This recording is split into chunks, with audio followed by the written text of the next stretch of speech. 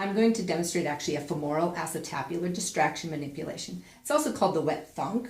And in an article that was written by Michael Raman et al., had to do with the restricted hip mobilization and clinical suggestions for self-mobilization and muscle rate education. This is actually used for multiplanar restricted capsular mobility at the hip. So what we want to do is apply this technique to restore arthrokinematics and restore lost mobility actually at the hip. So I have my patient lying supine, and I'm going to tell him to just stay relaxed. And what I've done in class, we were shown just putting hands on the skin, but we found several places that actually using a towel around the ankle prevents actually any manipulation or distraction of the talocrural joint, and we really don't want the distraction from here. We really want it to come up from the acetabulum up at the hip. So I'm actually just going to tell him relax. I'm going to draw him up from the towel. I actually have a pillowcase wrapped around his ankle loosely enough for my fingers to fit through.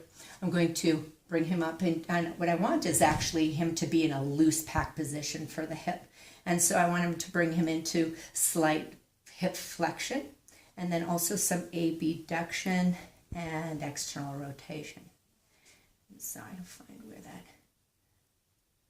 right around here. Good.